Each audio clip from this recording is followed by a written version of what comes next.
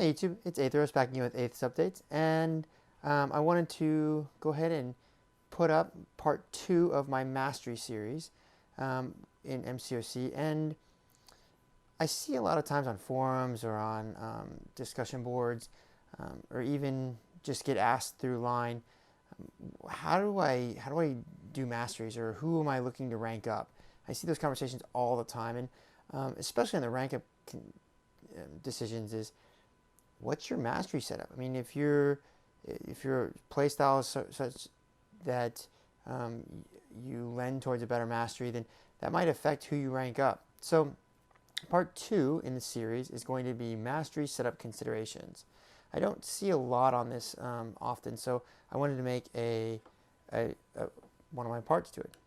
So the first thing that you need to consider is your game activity, like how much do you play this game, versus whether or not you are free to play or you are willing to and able to spend a little money on the game. So first, how much time do you and can you dedicate toward this game? That's a big component of it, right? Some people look at it as a time versus cost issue, right? You may not have a lot of money, but you may have a little bit of time on your hands, so you can afford to maybe spend a little bit of money on the game. Whereas some people, may have different abilities in each, right? So if you can spend a lot of time on the game, there are a lot of ways to get the units that you'll need to take up your masteries. And the first one is obviously arena grinding, which we'll talk about here in a little bit, but kind of an overlooked way, and there's not a whole lot of resources here, but the variants that Kabam has put out in Classic 2, 3, and 4 modes of the variants, just for completing it, you can get a Stony Core, right? And that's 135 units right off the bat, right?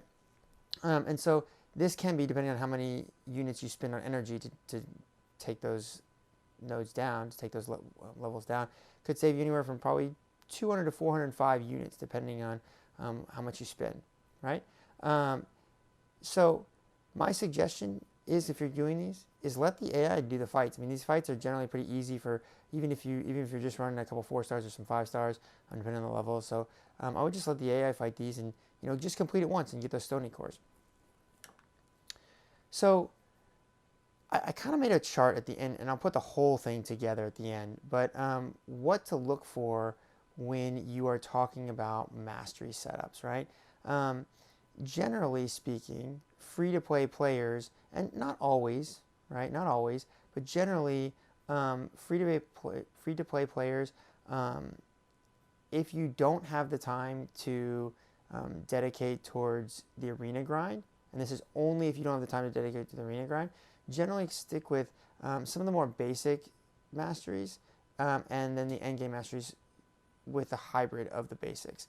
And the reason I say this is, and when I say endgame masteries, I mean the ones farther to the right on all the tabs, on all the trees. And so the reason I say this is just because, a lot of the units that you get might be dedicated towards some revives or energy refills, towards getting some of the content down, right? Some of the content's very hard and it requires some units towards revives and so forth, right? But if you are willing to pay, and again, as the chart shows, that you can start to get towards these endgame masteries, and some of them are very expensive. Non-suicide classified masteries take a little bit less. The suicide mastery tree obviously takes a little bit more than some of the others. So you can see if you're willing to pay even the $5 735 unit deal each month. It might take you a little longer to get some of those endgame masteries, but they are there for you, in conjunction with doing some of the other smaller things as well, right? So moving along, if you are willing to spend a lot of time on this game, whether you're willing to pay or not, and you're willing to grind arenas, there are a lot of units a week, right? If you do the 5-star featured arena, which not everybody has the ability to do just based on your roster, you could get up to 1,070 units per week, right? That's a lot of units per week. I mean, that's almost 2 full carb cores a week if you're able to do that. Now, without the 5-star featured arena, as you can see, it's 800 per week. So in 2 weeks, you got 1,600 units. You can get almost 3 full carb cores, and so you can get a lot of those. And that's just the units, right? You're also getting a lot of battle chips in there. And while the drop rate and for units out of battle chips are relatively low, they can help supplement the extra units you may need to get those carb cores and those stone cores. So we come back to here, and we can see that if you grind a little bit, as well as if you're a free-to-play player and you're willing to grind, you could get to those endgame suicides and non-suicides and endgame suicides a lot. So again, that the free-to-play that you see on the chart right here is only if you just don't have a lot of time to maybe grind a lot of arenas. You're trying to knock out content and whatnot, and you're trying to use some of those units to get revives. All right, so the sigil, right? With the sigil, it's a consideration. I mean, it's $10 a month, right? Which is relatively inexpensive. If you play PlayStation or Xbox, you're probably spending at least this much, if not more, a month on the online gaming community as well. If you're doing that, so just kind of take that in consideration, right? But it does drop the stony cores to 120 from 135, and the carb cores from 500 from 550, right? So it does drop a little bit, but you only purchase one of those a week. However, if you're looking to purchase one a week and you're willing to play the long game, because this game is about the long game, then this is a huge help to you, right? Plus, you also, if you have the sigil, you get 75 units a week in the test of the, whatever it is, the Cavalier, the Uncollected, and so forth, right? You get some units out of there a week, right? Okay, so the next consideration we need to talk about is your play style, right? This can definitely make a difference in your mastery setup, right? I am a very aggressive player. I like to get fights over quick. I want to keep the opponent in the corner as much as possible. I'm trying to parry and get in there and fight and knock him down as quick as possible. That's how I play. I did an Abyss of Legends completion, and I knew that I was probably going to have to spend some extra units because I left my Suicide Mastery tree on going in there because I wanted the attack bonus, and it was a consideration I was trying to make. I was hoping that it would take a little bit less time going in there and doing it that way, and so forth. But so are you aggressive? Are you an aggressive style player? Or are you somebody that doesn't mind being a little more patient, being a little more suave with your move sets, and really kind of baiting them out all the time, and trying not to take hardly any damage, trying to dish out the most amount based on what the AI does, and so forth. That's a consideration. Those, to me, I think that lends itself to two different mastery setups, right? Do you like using the specials to do damage? Some people just love the animations of the specials. They love the amount of damage the specials do, whether running suicides or not. And that can be a consideration, especially if you're using just special ones or special twos, because a lot of the fights will be over before you get to a special 3, depending on your playstyle. And then, do you grind arenas? I'm a heavy arena grinder. I love the amount of units that I get for it that, kind of benefits my aggressive play style.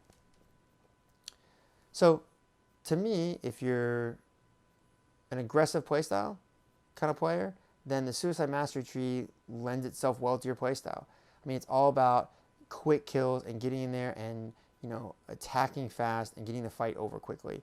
I think that, it's not for everybody, right? And sometimes it may be a little more costly. You may go in there and you may get parried occasionally just because you're trying to play aggressively, trying to play fast. But if you're a more patient or frequent use of specials kind of player, then I think it lends itself to non-endgame suicides or a hybrid of that. Non-suicide endgame master tree. All right. If you're a heavy arena grinder, I cannot stress enough, even if you're going to turn it on and turn it off while you're grinding arenas or not, to put the Suicide Mastery Tree on. It will save you somewhere in the 20 to 30% realm of time and 20 to 30% more points. So you can skip around if you need to, if something comes up, and you can still manage to get those arenas down. All right. The next consideration is your alliance. Right. This is a big one. Alliances are huge in this game. They offer you a massive amount of rewards and bonuses and perks. But with that comes consideration with your alliance. Does your alliance run alliance quests? If so, what map do they run, and what path are you on? There are some paths that lend really well to the Suicide Mastery tree, and some paths that lend horribly to it, right? And then depending on your roster in that map as well, and the path that you're taking could lend itself well. But if your alliance runs Alliance War, depending on what level you're at, you may have to turn your Suicide Mastery tree off while you're placing defense and then turn it back on, which can cost you some units and some time. I mean, you have to go in and click and set them all open, which is something hopefully Command fixes in the near future. I know they said they're working on it, but it isn't that way right now. So is your alliance okay with you running suicides, in Alliance War, because it can hurt the defensive setup a little bit. So, or they have to kind of manage that with putting you on a immune to bleed node or something to that effect, right? So, something to consider as well, all right? And so, to me, if you're just an AQ alliance, if your alliance is just solely based on AQ, maybe they run 2 battle groups or 1 battle group of war, and they don't need you to run war, then suicides might be a good option for you depending on the map and the path that you run. But if you're in Alliance War, generally what I've found is that a non-suicide based tree is going to be more beneficial. Right?